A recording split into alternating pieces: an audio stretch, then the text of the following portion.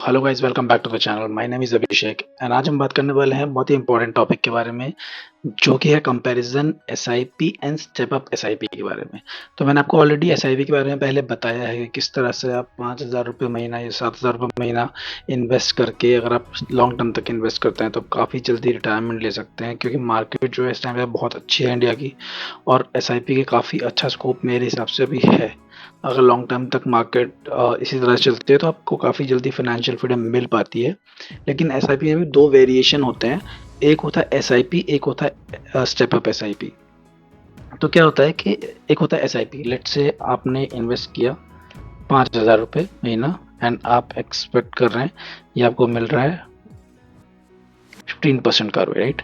And 10 साल के period में आपने इन्वेस्ट किया 6 लाख, उस पर आरओआई आया 7.15 लाख एंड 13 लाख का आपका जो है टोटल अमाउंट हो गया। ठीक है, ये तो हो गया बेसिक आपका नॉर्मल एसआईपी, राइट।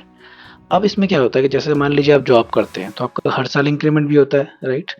तो इसमें क्या होता है, जो एक्सपर्ट्स होते हैं वो ये बोलते हैं कि अगर आपका मान लीजिए 10% का इंक्रीमेंट हो रहा है तो आपका उतना ही इंक्रीमेंट आप अपने इन्वेस्टमेंट में भी करें।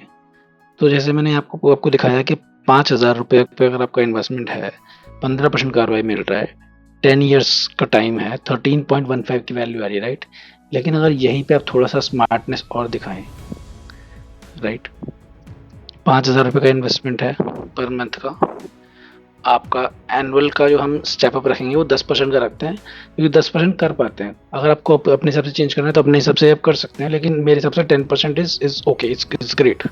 ठीक है, और आपका सेम ही आपको आरओआई मिल रहा है, 15% आरओआई मिल रहा है और 10 साल के लिए कर रहे हैं, तो आपको यहाँ वैल्यू जो है ये 5 लाख रुपए ऑलमोस्ट पड़ जाता है, केवल 10% हर साल बढ़ाने से, केवल 10% बढ़ाने से आपका 5 लाख रुपए पड़ जाता है।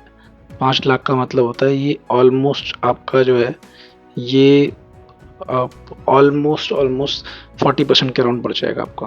मतलब इससे बेटर मेरे हिसाब से कुछ हो नहीं सकता। और आप इसमें वेरिएशन भी कर सकते हैं। मान लीजिए आपका 1 साल हो गया, आपका क्या कहते हैं 20%, तो आपने 20% बढ़ा दिया। अगले साल अगर आपका 5 रखे तो आपने 5% कर दिया, तो उस हिसाब से कर सकते हैं। मतलब मोटा मोटा ये है कि लॉन्ग टर्म में जैसे आपका इन्फ्लेशन बढ़ता है या चीज़ों की कॉस्ट बढ़ती है, तो आप अपना इन्वेस्टमेंट भी सेम क्यों रखें, राइट। और आगे वैसे भी आपके सैलरीज जब हाई होते हैं तो अमाउंट आप ज़्यादा इन्वेस्ट कर पाते हैं, जिससे कि आपको आगे कंफर्ट मिले, राइट। तो ये मेरे हिसाब से बहुत बेटर पार्ट होता है। आपको मैं एक बार और करके दिखा देता हूँ कि एसआईपी का कैसे रहता है और इसका कैसे रहता है। तो लेट से आपको 5,000 रुपये इन्वेस्ट कर रहे हैं, 15 की जगह हम 16 लेते हैं, क्योंकि आजकल चल रहा है, इतना मिल जाता है, राइट। एंड ये हुआ आपने करा 20 ईयर्स के लिए, तो आपने इन्वेस्ट किया 12 लाख, रिटर्न मिला 63 लाख, 75 लाख रुपीज़ का अमाउंट हो गया, राइट।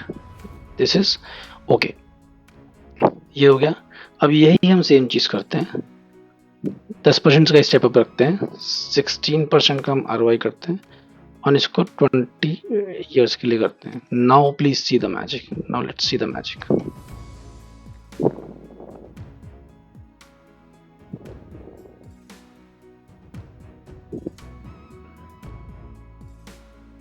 राइट, 20 साल का था, तो 20 साल में आपने क्या करा, आपने केवल 10% हर साल बढ़ाया। आपको देखिए डिफरेंस कितना है इसमें, 75% यहाँ पे है and this is almost double, right. 12 lakh का डिफरेंस है। तो मतलब मेरे हिसाब से ये चीज़ इतनी बेटर है, क्योंकि आप एनुअली आपका खुद का भी तो इनकम बढ़ता है ना, और जब आपका इनकम बढ़ता है तो आपको वैसे भी आप इन्वेस्ट ज़्यादा करना चाहते हैं। तो ये आप बहुत, मतलब मेरे हिसाब से तो I always recommend step up SIP, तो वो ही करनी चाहिए। But rest is your call, अपना रिसर्च जरूर कीजिएगा। अगर आपने वीडियो यहाँ तक देखी है तो प्लीज़ लाइक भी कीजिए इस वीडियो को एंड चैनल को सब्सक्राइब भी कीजिए। Thank you so much.